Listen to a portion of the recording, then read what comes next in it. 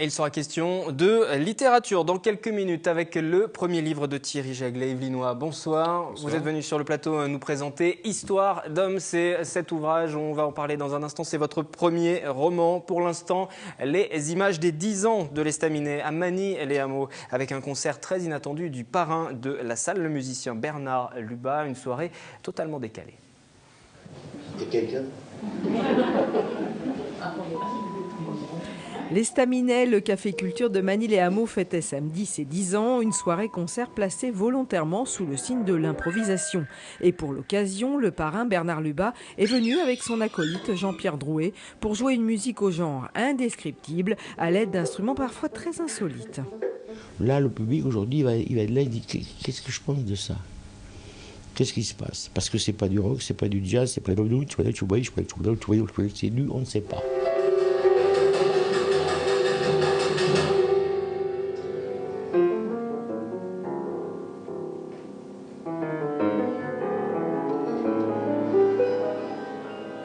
Décalé, déluré, débridé, les adjectifs ne manquent pas pour qualifier la performance du duo complice. Depuis 2002, l'Estaminet multiplie les genres éclectiques.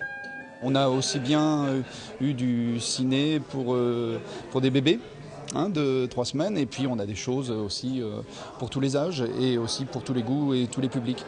Le prochain spectacle, Gazouillis Petit Oiseau, se jouera le 9 février à 20h30 pour les enfants dès 2 ans, avec toujours une politique tarifaire très accessible. Un carnet de 10 places coûte 40 €.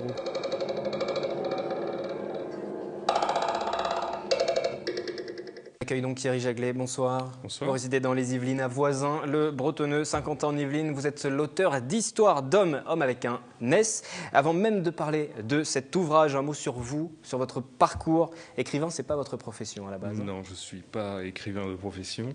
Je suis de formation comptable, oui, tout à fait. Ouais. Comment s'est fait la bascule pour passer des chiffres aux lettres ?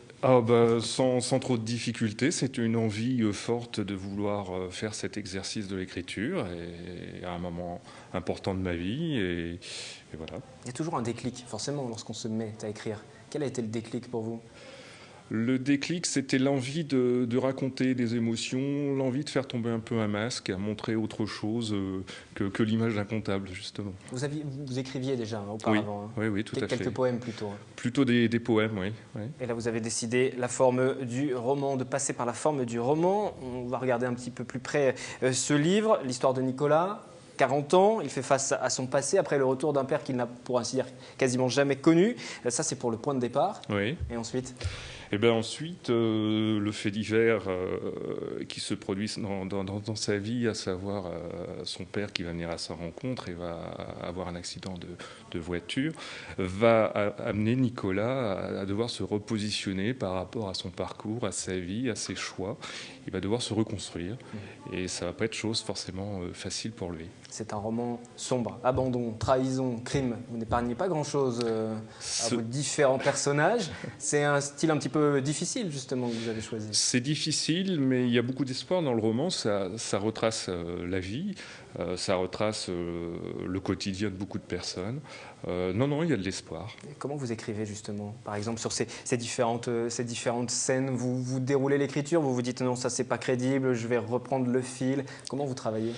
J'écoute déjà ce qui se passe autour de moi, j'écoute les nouvelles, les informations, les faits divers, et puis je les mélange avec ma propre expérience, ma propre vie. Et puis j'essaie de rester dans quelque chose de très crédible pour que tout le monde puisse un petit peu s'y reconnaître et se poser des questions justement à la lecture. C'est un petit peu l'approche que je veux proposer aux lecteurs, c'est de se poser des questions, de se mettre un peu à la place des personnages. Pour rajouter en crédibilité, justement, vous faites très attention à l'ordre chronologique un petit peu. Chaque petite séquence, on va dire, débute par un jour, un horaire. Il faut que ce soit millimétré, c'est une enquête. Oui, tout à fait. Et puis c'est aussi lié à mon style, à ma façon de décrire. J'écris un peu partout, dans les transports notamment, donc il faut que j'ai des repères aussi, tout simplement, et ça se ressent effectivement dans le déroulement de l'histoire. Mais toujours autour de ces repères, ça aussi c'est une constante un petit peu à travers l'ouvrage, il y a toujours des repères de musique, il y a quelquefois une musique qui passe, oui. Un film qui est diffusé aussi. Ça c'est pourquoi? C'est pour accrocher le lecteur dans un monde, dans un environnement qu'il connaît, aussi très contemporain, parce que c'est des références contemporaines. Oui, parce que c'est un peu mon passé, c'est un petit peu mon histoire. Donc oui, c'est les musiques qui m'ont un petit peu bercé dans les années 80, on va dire. Ah, justement, c'est là où je voulais vous emmener, c'est votre histoire un petit peu. Il y a une partie d'autobiographie dans ce livre. Il y a une partie. Dans quelle mesure? Tout à fait. Oh, dans une très faible mesure. Disons que, comme le personnage du roman, j'ai un père qui a quitté le domicile conjugal un jour et je ne l'ai pas revu pendant près de 30 ans, plus de 30 ans. Et le déclic à l'écriture, ça a été ces retrouvailles 30 ans après son départ. Et ça m'a permis de libérer un petit peu la parole par l'écrit. Alors ça a libéré la parole, mais pour autant, vous n'avez pas fait une autobiographie. Oui. Vous l'avez romancée aussi. Oui. C'est pourquoi? C'est pour garder une distance aussi avec votre histoire? Tout à fait. Je pense que pour faire une autobiographie, il faut des choses beaucoup plus fortes à raconter. Moi, c'est presque banal, quelque part. En 2000, en 2012, c'est devenu une situation banale, la séparation d'un couple. En 75, 76, c'était pas ça. C'était pas quelque chose de très courant. Donc, pour autant, ça ne méritait pas une autobiographie. Le romancer, pour moi, est beaucoup plus facile, agréable, et ça laisse libre cours à mon imagination. Et puis vous l'avez dit aussi tout à l'heure, ce n'est pas un drame, il y a de l'espoir dans ce livre. Il y a de l'espoir, oui. C'est ce que vous vouliez mettre en avant véritablement, Histoire d'homme, édition Télès. Et c'est un livre pour lequel vous vous êtes véritablement investi.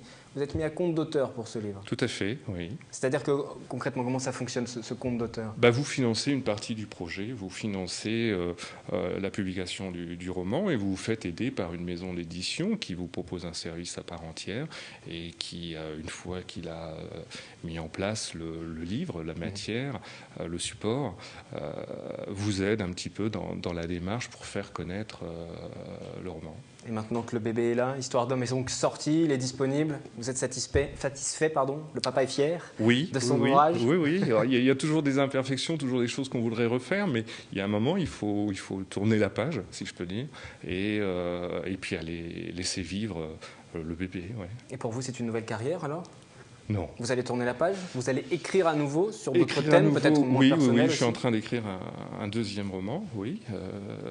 Mais pour l'instant, non, ça reste un plaisir, une passion. Ce sera sur quoi, le deuxième roman? Vous voulez pas le dire encore? Pas encore, non, pas tout à fait. Mais en tout cas, vous ne manquez pas d'inspiration.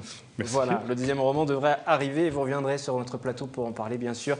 Thierry Jaglet, je rappelle ce livre, Histoire d'homme, édition Télès. Merci à vous. Merci beaucoup. Le 7-8 va se poursuivre. Dans un instant, ce sera la chronique de l'innovation. Nous allons vous parler du LiFi, cette technologie pour diffuser des informations à travers la lumière. Auparavant, le rappel des titres de ce 5 février. Opération débrayage pour les salariés du Technocentre Renault à Guyancourt. Environ 150 personnes rassemblées pendant 1 heure devant ce site. L'affaire Dominici, revue et corrigée par des étudiants en droit de l'université de Versailles-Saint-Quentin. Ils ont reconstitué le procès qui, en 1957, avait condamné à mort Gaston Dominici. Surprise, à l'issue des plaidoiries, l'accusation 2013 a été réfutée. Le LiFi, connaissez-vous cette technique de communication sans fil basée sur la lumière, une façon de ne plus utiliser les ondes électromagnétiques? Des chercheurs de l'université de Versailles-Saint-Quentin ont créé une start-up pour développer leur procédé et nous allons en parler dans un instant. Les 10 ans de l'Estaminet à Manille-les-Hameaux avec un concert très inattendu du parrain de la salle, le musicien Bernard Lubat, une soirée totalement décalée. Nouvelle série de débrayage aujourd'hui chez Renault. Les salariés de Flins dans les Yvelines étaient mobilisés. Des appels à la grève également lancés afin de dénoncer l'accord de compétitivité proposé par la direction et qui prévoit jusqu'à 8000 suppressions de postes et éventuellement des fermetures de sites. C'est ce que craignent les syndicats. Et les syndicats sont d'autant plus remontés que le ministre Arnaud Montebourg les invite à signer cet accord. Salariés de Renault et salariés des sociétés de prestations entrons en résistance. Le message a fédéré ce matin entre 150 et 180 salariés du Technocentre Renault de Guyancourt. L'enjeu, protester encore contre la direction qui tiendrait, selon les syndicats, un discours volontairement catastrophiste pour effectuer des reculs sociaux. Sur les 7500 suppressions de postes annoncées, 2000 concernent les cadres, une catégorie de personnel qui n'a pas forcément l'âme militante. Disons qu'ils sont à la fois mobilisés et démobilisés. Mobilisés parce que, bien sûr, ils sont inquiets par tout ce qu'on va leur proposer. Et puis démobilisés parce qu'ils sont dégoûtés d'être traités de cette façon-là. Avec un coup, ils sont les meilleurs et puis un coup, ils sont mauvais, ils sont trop nombreux et ils sont trop payés, quoi. Parmi les manifestants ce matin, Noël Dorian. Ingénieur chez Renault depuis 1987, il estime que le diagnostic de la direction est erroné depuis le début. L'indicateur à surveiller selon lui en priorité, c'est la productivité qu'il résume ainsi. Produire plus en travaillant moins. Il vient de remettre aux différents syndicats un dossier d'une 50aine de pages où il détaille ses propres contre-propositions en misant sur le développement des véhicules d'entrée de gamme. Moi, ce que je propose dans le document, c'est qu'on devienne le Microsoft de l'automobile, c'est-à-dire celui qui est le moins cher et qui fabrique un produit standard. On ne se pose plus de questions. Quand on veut une voiture et qu'on n'y connaît rien en voiture, on achète à 100 €. Mais par contre, on la produit en France parce qu'on a les usines les plus productives. Et donc, on sait la produire pas cher en France. Alors effectivement, ça fait baisser la main-d'œuvre directe, mais au moins on garde les usines en France et on aura autour tout ce qui est service, tout ce qui est conception des véhicules qui restent en France. En attendant d'obtenir des réponses, Noël Dorian reste mobilisé pour sauver la marque. Les syndicats, eux, aimeraient étendre leur mouvement à l'ensemble de la filière automobile. La direction de Renault a quant à elle annoncé le versement d'une prime à l'intéressement fin février. Cela ne changera rien pour nous, prévient Christophe Delaine. Et nous sommes allés demander à Alain Schmitz, le président du Conseil général des Yvelines, président UMP, ce qu'il pensait de l'avenir de l'automobile, notamment dans le département qui aide toutes ces entreprises. Je suis inquiet sur l'industrie automobile française. Dans les Yvelines, pas forcément plus qu'ailleurs. Au contraire, je pense que les Yvelines ont beaucoup d'atouts. En revanche, ce qui s'est produit à Aulnay peut se produire partout ailleurs.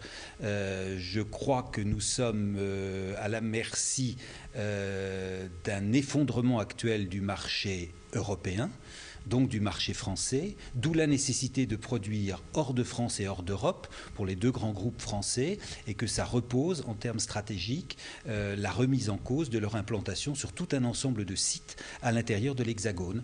Alors oui, peut-être, pourquoi pas, ce qui s'est produit à Aulnay peut se produire partout ailleurs. Nous ne sommes certainement pas à l'abri d'une telle décision, j'allais dire, de la part des décideurs. L'atout que nous avons, c'est qu'en termes de recherche et de développement, et PSA et Renault sont implantés durablement dans les Yvelines. Avec l'effort que nous faisons pour installer VDCom sur le plateau de Satory, j'ai tout espoir, tout me laisse à penser que ces deux groupes privilégieront les sites yvelinois. Nous serons présents au Salon de Genève, là, au mois de mars prochain, puisque dans le cadre de la R&D, nous avons aidé aux véhicules innovants, véhicules du futur, véhicules électriques, véhicules, intelligents. Voilà, on poursuit cette action à travers justement la création de petites entreprises innovantes.